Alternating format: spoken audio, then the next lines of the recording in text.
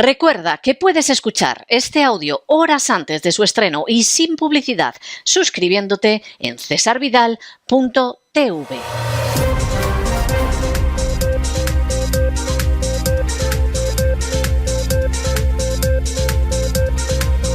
Las noticias del día.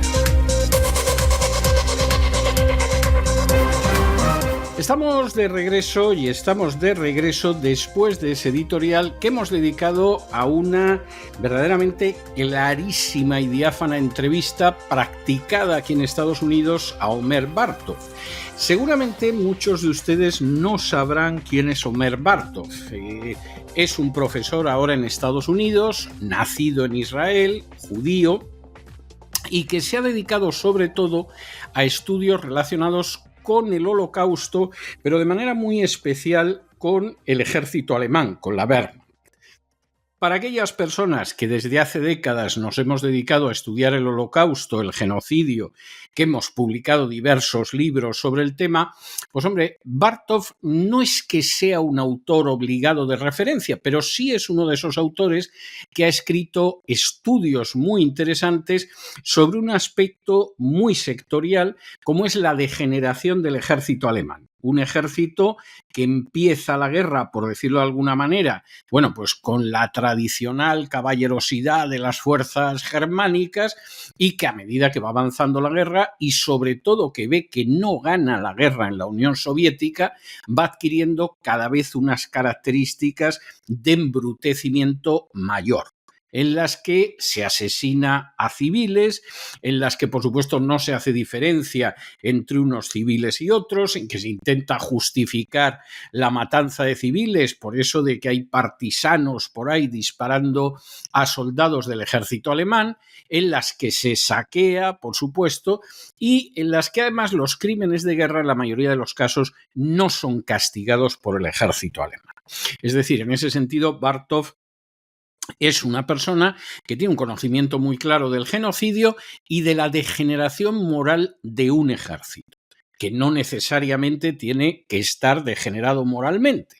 Es verdad que, por desgracia, eso se da en todas las guerras, en mayor o menor medida, pero hay ejércitos en los que se mantiene dentro del horror de la guerra unas reglas mínimas humanitarias del derecho de guerra humanitario.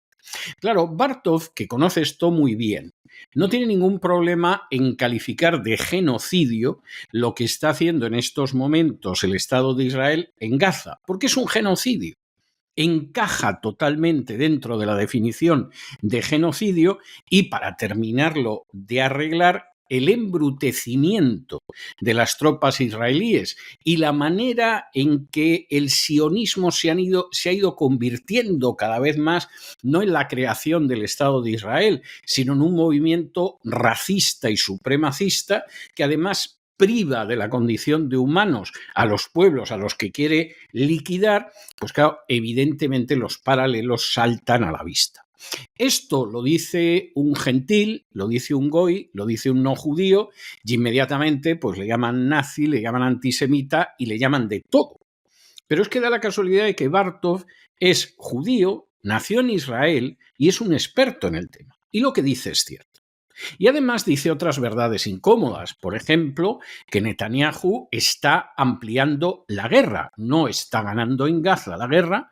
Es increíble que prácticamente en un año machacando ese pedazo de territorio no haya conseguido imponerse, lo cual es terrible, se mire como se mire, pero además está extendiendo la guerra sobre la base de ese gran Israel, que es un Israel que iría más allá de las fronteras de Naciones Unidas.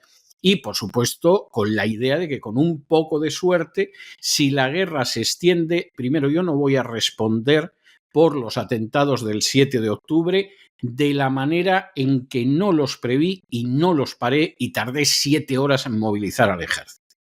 Y tampoco voy a responder de otros delitos por los que me viene persiguiendo la Administración de Justicia de Israel desde hace años y que yo he ido sorteando incluso hasta el punto de querer impulsar una ley que hace que los jueces estén controlados por el primer ministro de Israel, lo cual es una vergüenza y ya convierte a Israel en una dictadura. Pero eso a Netanyahu le importa un higo.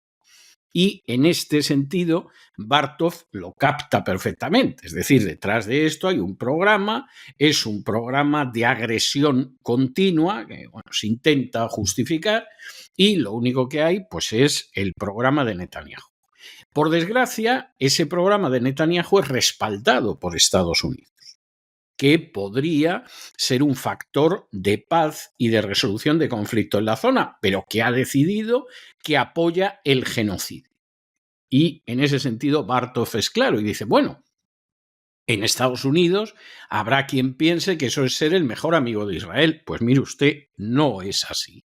Y no es así porque en la medida en la que tú respaldas un genocidio que no se podría llevar a cabo si tú dejaras de enviar armamento, lo único que sucede es que estás acostumbrando a esa sociedad a degenerarse moralmente. Y esto que no es bueno para Estados Unidos, no digamos ya para los pobres palestinos, bueno, para Israel a medio plazo va a ser un desastre, porque es una sociedad que camina a pasos agigantados hacia la degeneración moral, hacia un racismo intolerable y hacia una visión supremacista que, bueno, muchos de sus partidarios la expresan ya en términos absolutamente genocidas. A los nazis no se les ocurría decir ciertas cosas en público. No se les ocurría decir que iban a acabar con todos los judíos, no se les ocurría decir que había que exterminar a pueblos enteros. Era algo que en un momento determinado entró dentro de sus planes. En el caso de los judíos, muy avanzada ya la guerra. Pero, por supuesto, era algo que se llevaba con secreto. Que ahora te puedan aparecer incluso altos políticos de Israel diciendo que hay que eliminar y exterminar a lo que hay alrededor y que son seres que no tienen ningún valor y por lo tanto tendrían que hacerlos desaparecer, esto es algo que muestra una degradación moral muy grave. Si el ser humano, sea el que sea, en un momento determinado llega a la conclusión de que hay que exterminar a grupos humanos enteros, y que supuestamente eso nos va a traer la felicidad, la paz y el sosiego y la armonía, se ha colocado a la altura del nacionalsocialismo alemán. Pero ya cuando la guerra llevaba años, cuando no estaba nada claro cómo iba a acabar la guerra, y cuando, bueno, evidentemente los nazis habían decidido que morían matando. Porque incluso el nazismo anterior, incluso el nazismo de los primeros años de guerra, no se planteó esa situación. Esa es una situación posterior que va evolucionando, entre otras razones, por la evolución brutal de la guerra. Por cierto, algo que Bartov ha estudiado en alguno de sus libros, pues de manera más que documentada. Y esto es terrible, y el no quererlo ver no convierte a la gente en grandes amigos de Israel, aunque piensen que sí. Es igual que el padre que tiene un hijo que es un vicioso y un delincuente y un degenerado, y en lugar de intentar corregir al hijo precisamente porque quiere a su hijo, le da dinero para la droga, le da dinero para el alcohol y, llegado el caso, hasta le proporciona un arma por si vienen maldadas y le apetece matar a alguien. Y esa es la tristísima situación. Lo que pasa es que aquí no es que pueda haber 1 o 2 muertos. Aquí se está exterminando de manera consciente a toda una población. Y terrible ese testimonio de un judío, en este caso americano, no israelí, como es el doctor Perlmutter, contando cómo, con las décadas de experiencia que tiene en misiones humanitarias, incluidos terremotos, e incluido lo que fueron los atentados del 11 de septiembre, no ha visto en su vida jamás, todo junto lo que ha visto, algo que sea tan horrible como la carnicería que está perpetrando el ejército de Israel en Gaza, donde este hombre además tomó fotografías de cómo los francotiradores del ejército israelí asesinan a niños. Y lo hacen de manera consciente. No es que se caiga un edificio y le pilla a la pobre criatura debajo y a su abuelo y a su mamá. No, es matar directamente a niños. Y, en fin, da detalles que son escalofriantes. Algo de eso ha salido en la prensa de Israel, no mucho, pero algo. Pero en general en Occidente silencio sobre el doctor Perlmutter, porque encima este es judío y no le puedes acusar de antisemita. Esta es la tristísima realidad y bueno, pues el que tenga oídos para oír que oiga y los demás que se sigan tapando los oídos y luego nos preguntaremos, pero ¿cómo es posible que hubiera un genocidio en la época de Hitler y el mundo no reaccionara? Bueno, ahora mismo hay un genocidio, no se está librando una guerra mundial que hace muy difícil intervenir y sin embargo la mayor potencia del mundo está apoyando ese genocidio, es así de triste, y el resto de Occidente mira para otro lado. Esta es la realidad, de modo que por favor dejémonos de jeremiadas y de decir eso, ¿cómo fue posible que nadie reaccionara? Pues exactamente igual que ahora, y además ahora hay imágenes y hay testimonios, eso durante la Segunda Guerra Mundial era imposible prácticamente. Y además había una guerra mundial.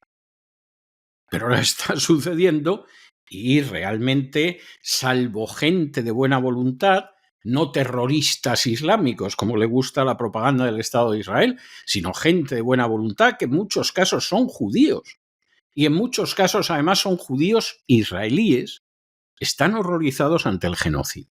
Un genocidio ante el que la opinión pública internacional, bueno, pues en algunos países se moviliza, pero en otros, por ejemplo, como en Alemania, donde no controlan la delincuencia ni la seguridad en las calles, te detienen a un niño de 8 años porque llevaba una bandera palestina, que es verdaderamente algo como para decir, yo sé que hubo otra Alemania, y es la Alemania de Beethoven, y es la Alemania de Bach, y es la Alemania de Goethe, y esa Alemania debió de perecer totalmente después de la Segunda Guerra Mundial, y no solo porque fue derrotada, sino porque luego ha sido ocupada y ha sido totalmente castrada.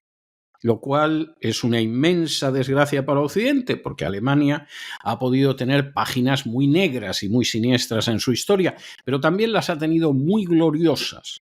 Y ha hecho grandísimos aportes a la cultura occidental, le guste a quien le guste. Por cierto, incluido a la cultura y a la historia de los Estados Unidos. Cuestión aparte es que eso se ignore o se silencie. Bueno, pues nosotros entramos en nuestro boletín informativo y, como siempre, comenzamos con el segmento de España. Y empezamos con una noticia que, en fin, pónganse ustedes el casco y láncense cuerpo a tierra, porque el Partido Socialista y los comunistas de Sumar han añadido una enmienda al texto original que iba a permitir la regulación de golpe y porrazo de 500.000 inmigrantes ilegales, de tal manera que ya no afecte solo a los que estaban en territorio español antes del 1 de noviembre de 2021, sino que afecte a todos los que estaban en territorio español antes de diciembre de 2023, hace menos de un año. Esto es una invasión. Esto es una invasión que cualquier nación que quiera sobrevivir no puede permitir ni tolerar. Y esta es una invasión que, igual que la invasión musulmana del año 711, cuenta con traidores españoles que se suman a ella porque piensan que van a sacar un beneficio. Igual que en el año 711 los partidarios de Bitiza dijeron venga, que venga la invasión desde África que nos va a ayudar y nos apoderamos de España derribando a don Rodrigo. Bueno, pues ahora socialistas y comunistas han dicho aquí va a entrar más de 500.000, vamos a regularizar a más de 500.000 de inmigrantes ilegales, que muchos van a votar ya en las próximas elecciones y tenemos un voto asegurado. Y lo que va a quedar de España no les importa si ellos viven en una situación de privilegio. Si más del 40% de lo que ganan no está sujeto a impuestos. Si además se da la circunstancia que con una mínima cotización reciben la jubilación máxima. Si están recibiendo unos salarios que si tuvieran que competir en el mundo de la empresa privada no los conseguirían jamás, porque la inmensa mayoría son un atajo de incompetentes, inútiles e indocumentados. Pues no les importa un pimiento la patria, no creen en la patria. y no les importa un pimiento el país. Y además, en el fondo, aunque lo nieguen, son inmensamente racistas. Porque la idea que tienen es que esos inmigrantes ilegales en realidad son seres inferiores e imbéciles. Y como son seres inferiores e imbéciles, les van a votar siempre. La gente que viene de África, pues es gente que le va a votar en masa, porque entre negros y moros, como es gente inferior, los votará. Y es lo que ellos creen. De la misma manera que los que mueven los chiringuitos feministas, en privado, lo que creen es en la inferioridad de la mujer. Piensan que las mujeres en realidad son idiotas y son mucho menos inteligentes que los hombres. Son, en fin, bastante molestas y peleonas y tal, pero en el fondo imbéciles. Y por lo tanto mantenemos a esas mujeres imbéciles en el rebaño porque son inferiores. Si pensaran por sí mismas no las engañarían. Y lo mismo piensan de esto. Como luego la cosa no sea bien, no salga bien, pues seguramente por las calles españolas van a correr ríos de sangre, pero ya entonces será tarde. En fin, examinamos estas y otras noticias que les afectan con la ayuda absolutamente indispensable de María Jesús Alfaya. María Jesús, muy buenas noches. Muy buenas noches, César. Muy buenas noches a los oyentes de La Voz. El Partido Socialista y Sumar han alcanzado un acuerdo para desbloquear la regularización de más de 500.000 de inmigrantes ilegales que se encuentran en nuestro país. Una iniciativa que fue promovida por colectivos de defensa de los inmigrantes. Permaneció suspendida durante el periodo de enmiendas desde el mes de abril. Ahora, una vez desbloqueada, se va a tramitar de manera definitiva mediante su aprobación en el Congreso de los Diputados. Los dos partidos que conforman el gobierno socialcomunista han conseguido sacar adelante esta proposición, esta legislativa popular, al haber incorporado una enmienda al texto original de esta iniciativa. Fuentes de Sumar apuntan que en un principio la iniciativa legislativa popular establecía que en el plazo de 6 meses se abriese un procedimiento de regularización para aquellas personas que se encontrasen en territorio español antes del 1 de noviembre del año 2021. Pero ahora, con esta enmienda que se ha aprobado y ha permitido que se desbloquee esta iniciativa de ley, este plazo va a ser mayor, es decir, va a haber más inmigrantes ilegales que van a ser regularizados. Se amplía 2 años más a todas las personas, a todos los ilegales que hayan llegado a nuestro país antes del mes de diciembre del año pasado, del año 2023. Con lo que está claro, señores, que esta cifra de la que hablan, 500.000, serán más los que pedirán la regularización en nuestro país. Recordamos que fue el 9 de abril del presente año cuando el Congreso de los Diputados admitió a trámite esta iniciativa legislativa popular con el único voto en contra de Vox. Una iniciativa que defiende el Partido Comunista Sumar porque dice es el resultado del trabajo de la sociedad civil y más de 900 organizaciones que han logrado recoger más de 700.000 firmas de ciudadanos españoles. Bueno, y para que sigan ustedes sintiéndose gozosos y alegres, nos referimos a los españoles, con la gestión del gobierno que preside el socialista Pedro Sánchez, que sepan ustedes que el gobierno socialcomunista ha retirado la tramitación en el Congreso de la senda de estabilidad presupuestaria por falta de apoyos y esto va a hacer que de todas formas los nacionalistas catalanes puedan seguir robando a manos llenas al conjunto de los españoles. Aquí, en última instancia, el presupuesto saldrá o no saldrá. Ya Montoro acostumbró, gran canalla, gran criminal, gran miserable, que creaba listas de aquellos a los que tenía que perseguir la agencia tributaria, ya empezó a acostumbrarse a gobernar prorrogando los presupuestos de año en año. O sea, esto ya lo sufrimos con el Partido Popular no es un invento del Partido Socialista y el Partido Socialista ha seguido.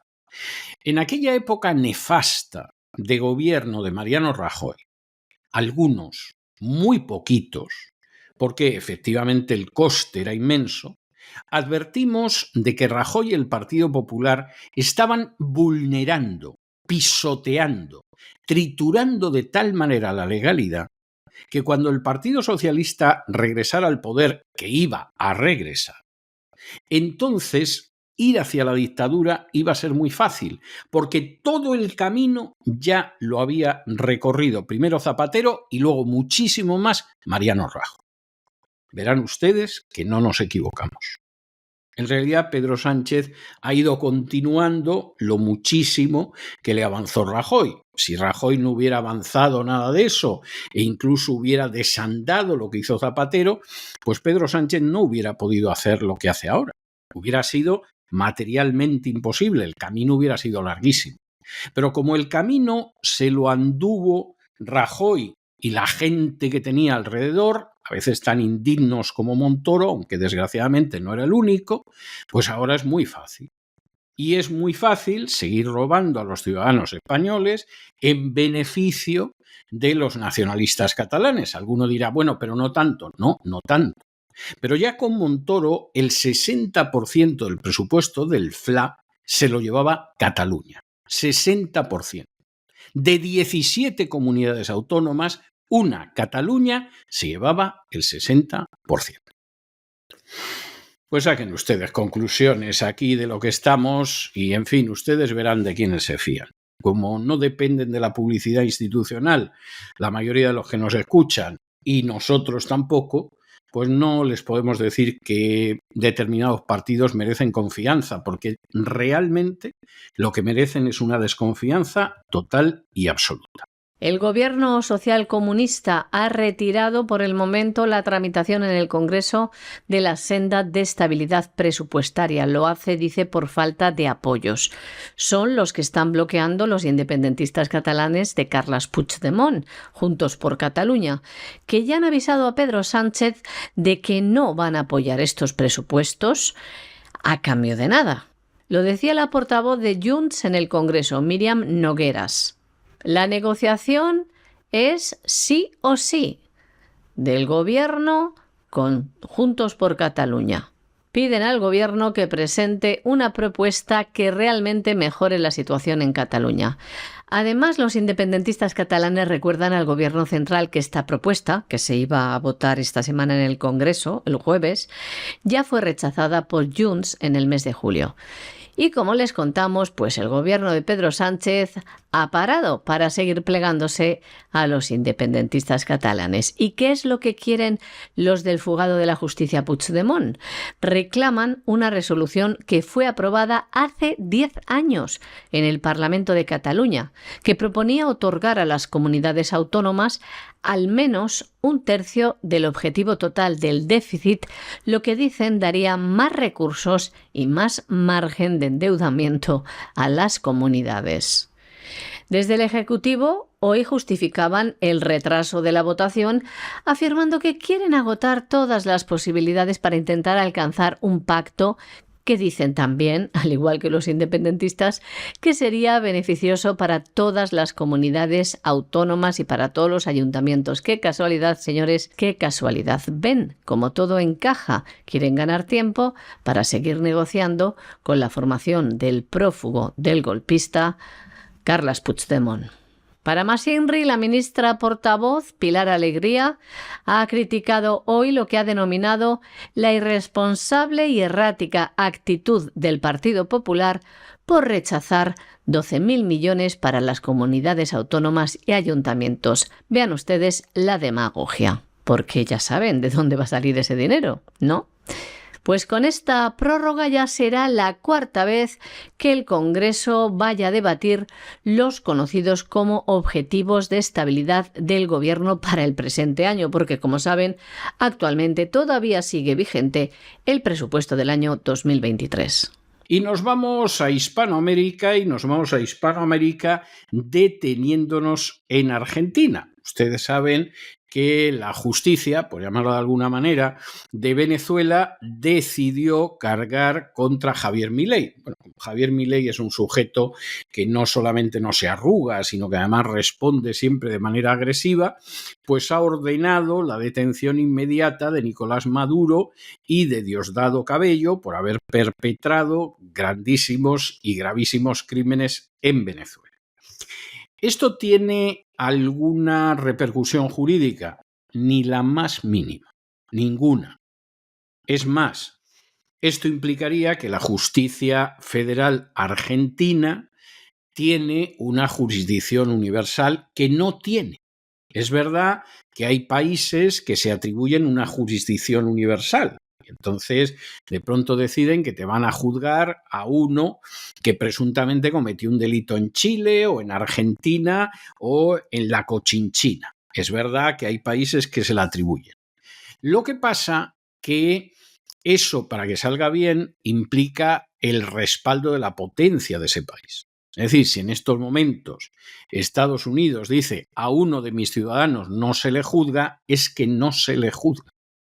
Como no se dé la circunstancia de que ya lo hayan detenido, Dios sabe dónde, y entonces pues le quieran juzgar, como ese ciudadano está dentro de Estados Unidos, lo más seguro es que no lo juzgarán jamás.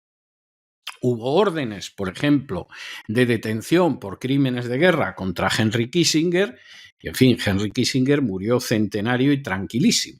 No iba por ciertos países y se acabó. Y eso es obvio. Y luego Estados Unidos, además, se arroga una justicia universal. Es decir, de pronto tú has hecho algo contra Estados Unidos o un ciudadano americano y resulta que vives en Madrid, te puedes encontrar un día con una citación de un juez de la Florida. Y tú dices, oiga, pero si yo vivo en Madrid, es igual. Los jueces en Estados Unidos consideran que tienen una jurisdicción universal si se ha dañado a intereses de americanos. Luego está por ver hasta qué punto esto lo pueden llevar a la práctica. Bueno, de entrada no te van a dejar entrar en el país, si tienes algo te lo confiscan, etcétera, y a lo mejor no te detienen. O a lo mejor sí, ya veremos. Pero en principio Estados Unidos se lo atribuye y en buena medida lo consigue. Pero claro, Estados Unidos es Estados Unidos. Y Argentina es la Argentina, sin querer establecer comparaciones odiosas. Entonces, esto más allá de lo que es, bueno, pues el decir, si a mí me quieren procesar, pues yo los puedo procesar a ellos, no va más allá. Esto no tiene la menor virtualidad. Y, desde luego, que haya algún país que obedezca la orden de detención de la Justicia Federal Argentina, pues sinceramente lo dudamos mucho. No queremos, de nuevo insistimos en ello, no queremos hacer de menos a nadie. Esto al final tiene la andadura que tiene y la posibilidad de que Argentina consiga que una orden internacional de detención que ella misma ha emitido tenga alguna repercusión real se acerca a cero, por no decir bajo cero. La Justicia Federal Argentina ha ordenado la noche del lunes la detención inmediata del presidente venezolano Nicolás Maduro y también de su ministro del Interior y mano derecha, Diosdado Cabello. Una detención, una orden internacional inmediata bajo la acusación de haber cometido violaciones de los derechos humanos. Una orden de detención cursada bajo la acusación de ser ambos responsables de un plan sistemático gestado desde lo más alto del poder para llevar a cabo torturas, secuestros y ejecuciones en Venezuela. Una decisión que está unificando todas las causas recogidas en varios tribunales argentinos contra el régimen chavista y después de haber escuchado a un gran número de víctimas que están refugiadas en Argentina y que denunciaron estas graves violaciones contra los derechos humanos. Como ven, esta orden pues es una respuesta del gobierno argentino a la orden inmediata de detención que también les contábamos llevaba a cabo el gobierno venezolano contra el presidente argentino Javier Milei. Bueno, y ya saben ustedes que en las últimas horas la Organización de Naciones Unidas ha decidido crear un horror que es la Cumbre del Futuro, bien, que concluyó hace apenas unas horas en Nueva York y en la cual lo que se venía a decir era que la Agenda 2030 realmente no parece que vaya a funcionar. Esto no se decía, pero se dejaba entrever. Nos vamos acercando mucho a la Agenda 2030 y a la Agenda 2030 no vamos a llegar. Y se le dio una fecha para más tarde que acaba en 5. No voy a hacer chistes porque ya se sabe que los españoles, pues en el momento en el que vieron que la nueva cifra acababa en 5, les faltó tiempo en las redes sociales para soltar el chiste.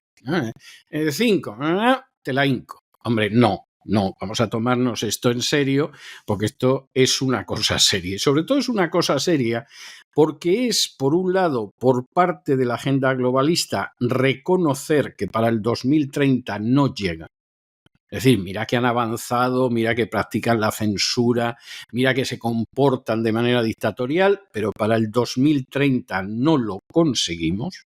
Y entonces lo que tenemos que hacer es forzar esa dictadura, pero vamos a darle unos años más porque para el 2030 no llegamos.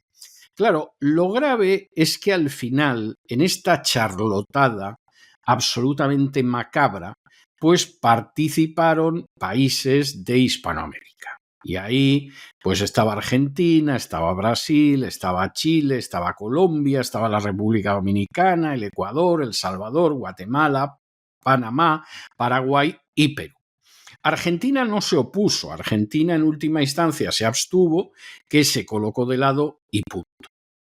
¿Y qué pasó en el caso del resto de los países? Bueno, pues hubo países que, aunque están bastante sometidos a la agenda globalista, sin embargo, fingieron como que no, como es el caso de Cuba, como es el caso de Venezuela, como es el caso de Bolivia, de Nicaragua o, por ejemplo, de Costa Rica, que es uno de los pioneros en la sumisión a la agenda globalista y que, sin embargo, decidió que no iba y que hicieran otros el ridículo, algunos, por ciento, bastante. Por ejemplo, el presidente del Brasil, que es agenda globalista en vena y que dijo que efectivamente que había que seguir en este sentido porque para el año 2030, como mucho, se alcanzará un 17% de los objetivos.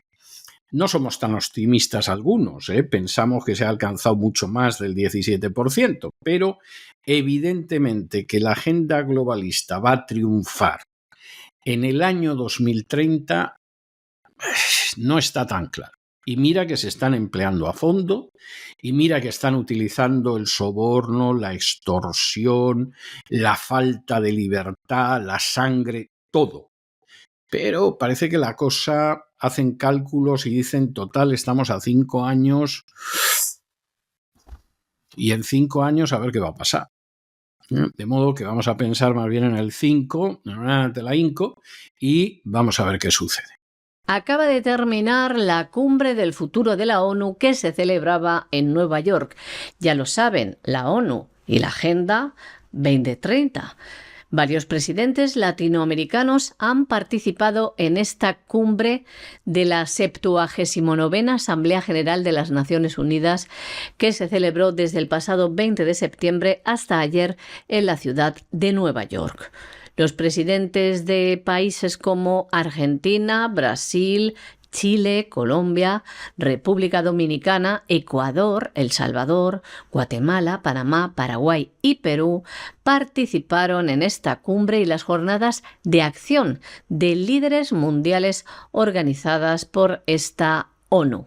Una agenda que es pura agenda globalista, pura y dura. Dicen que aborda temas de seguridad, de cambio climático, de cooperación digital, de derechos humanos, entre, como saben, otros dictados globalistas que disfrazan de necesidades globales mundiales.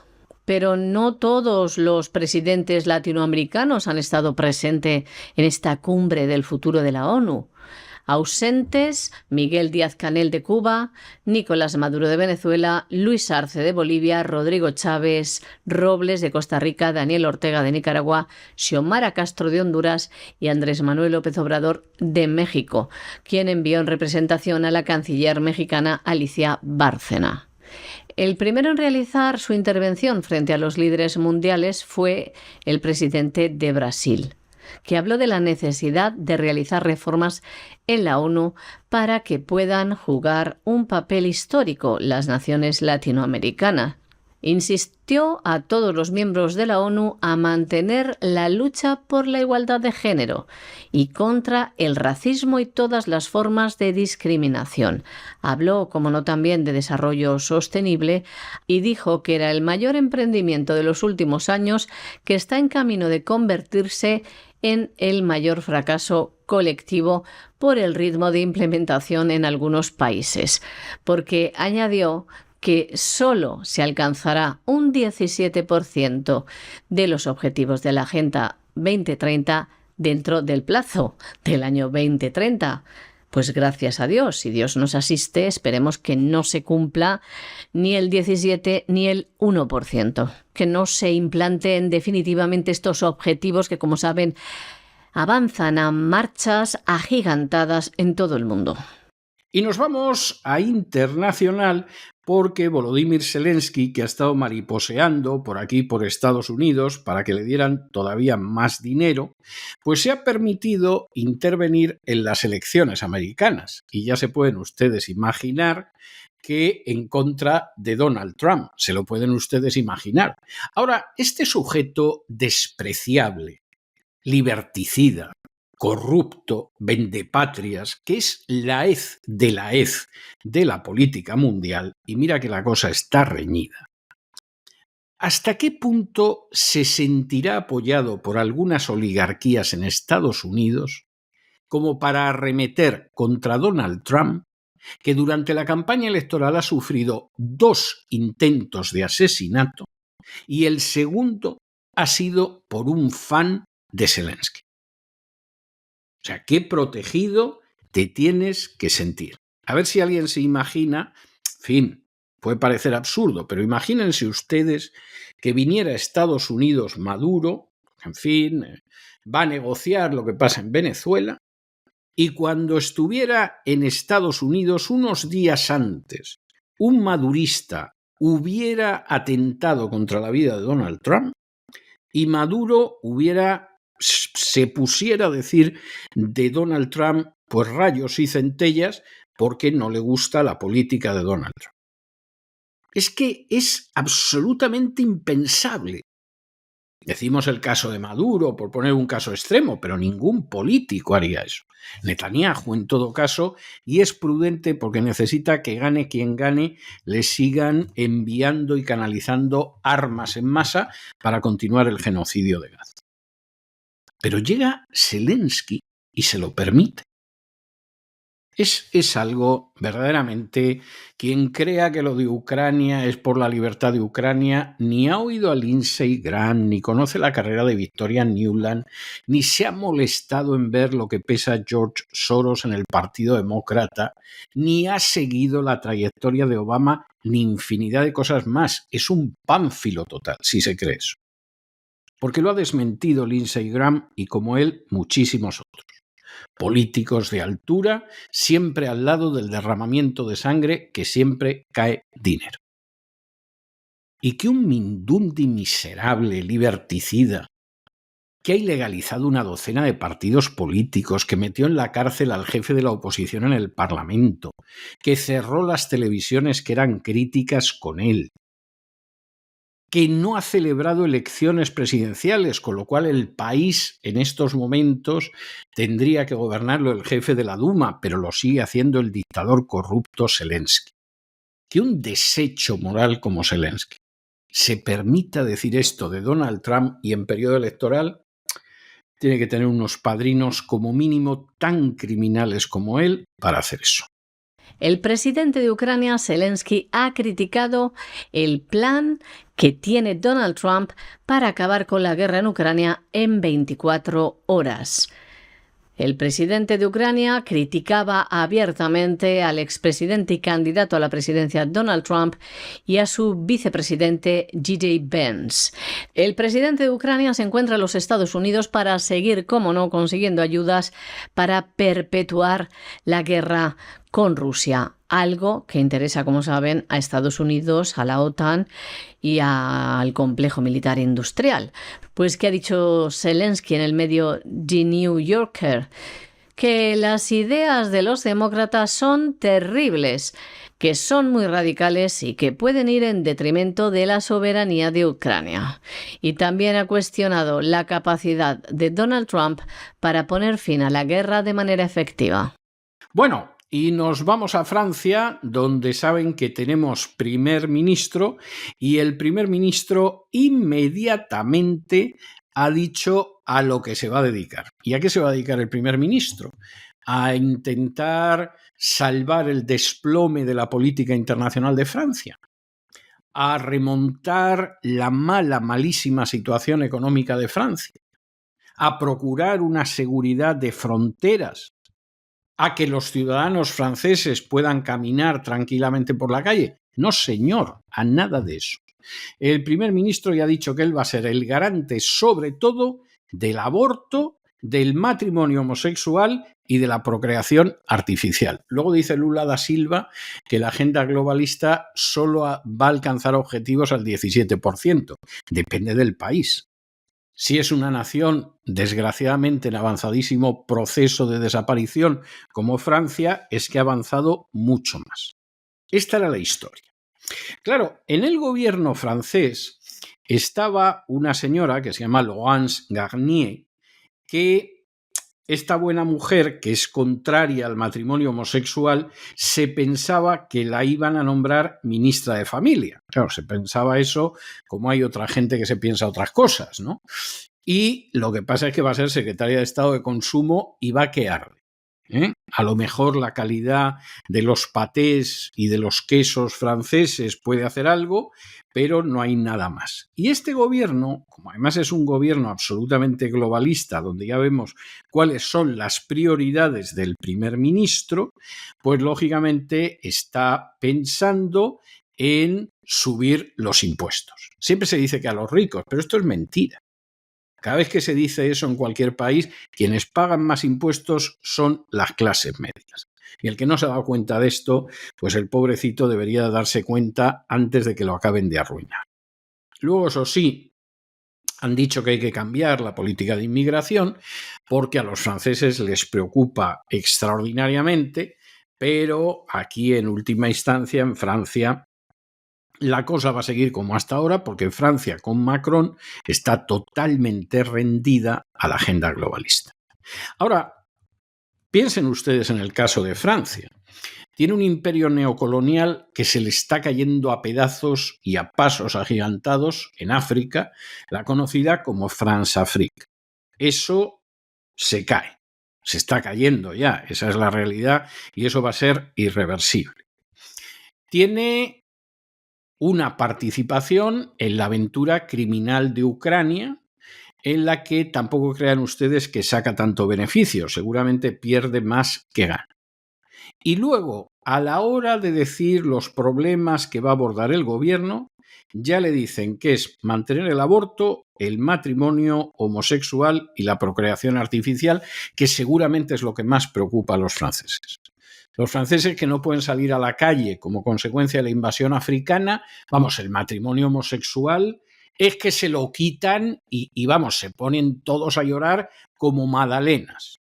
Los franceses, que cada vez tienen menos hijos y que van a ser sustituidos demográficamente por las poblaciones africanas, vamos, el aborto no se lo quites porque el disgusto que se llevan es tremendo. Sobre todo las feministas de más de 50 años que tienen como compañía una botella y un gato. Vamos, como les quites a esas el aborto, el disgusto que se llevan es tremendo. Es verdad que hace mucho que perdieron la capacidad de abortar, pero seguramente no vuelven a dormir ya si les haces una cosa así. Y de la procreación artificial mejor no habla. Es muy triste, porque quien ahora se dirige a ustedes, la primera lengua extranjera que aprendió fue el francés. y siempre ha sentido una enorme admiración por algunos de los grandes logros de la historia francesa y se ha complacido muchísimo en leer a los grandes autores franceses desde que era un niño. Yo empecé a leer con 9 años Los Miserables de Víctor Hugo y me cautivó. Pero es que un año antes había leído Los Tres Mosqueteros de Alejandro Dumas y quedé absolutamente seducido. Y durante años la literatura francesa fue pues una de las literaturas que ocuparon más espacio en mi disfrute de las cosas. Y uno ve ese país y ha viajado por ese país. Y se ha complacido viendo el arte, la cultura, el vino, el queso, los patés y otras cosas. Y ve lo que está sucediendo con ese país de rodillas ante la agenda globalista, cuya población va a desaparecer y va a ser sustituida por africanos, y piensa, bueno, seguramente el Señor va a ser misericordioso y me va a llevar a su lado y fuera de este mundo, antes que tenga que ver cómo desaparece Francia, cómo desaparece España, cómo desaparece Italia y cómo desaparecen pues la práctica totalidad de países europeos, parece ser que con la excepción de Rusia, que ha decidido recibir a todos aquellos europeos y norteamericanos que están hartos de ver cómo su país está bajo el influjo de una ideología diabólica y a los que les ofrece asilo en Rusia. Es verdaderamente tremendo, tremendo, tremendo. El primer ministro francés, Michel Barnier, ha asegurado que será el garante de proteger toda la legislación sobre el aborto, sobre el matrimonio homosexual y sobre la procreación artificial. Esto para tranquilidad de los globalistas. Ha dejado claro que estas leyes se van a proteger íntegramente. Una polémica porque estas leyes fueran retiradas por la presencia en su gobierno de Laurence Garnier, quien se opone abiertamente al matrimonio homosexual. Se presumía que ella iba a ser la nueva ministra de Familia, aunque al final es la secretaria de Estado de Consumo en Francia. Además, el primer ministro francés no descarta subir los impuestos a los que llaman ricos ante la grave situación presupuestaria. Temores también hay por la política migratoria, porque como ministro del Interior está Bruno Retailleau, de su partido, los republicanos, que será responsable de la política de inmigración.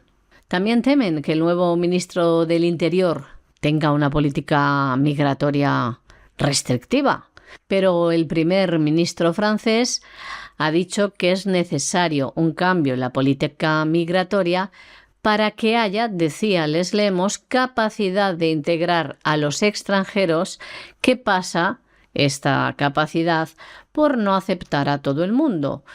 Incluso el primer ministro francés ha hecho referencia a Alemania afirmando: miren el giro que están dando los alemanes. Un gobierno socialdemócrata que está tratando de controlar la inmigración ilegal, decía Michel Barnier.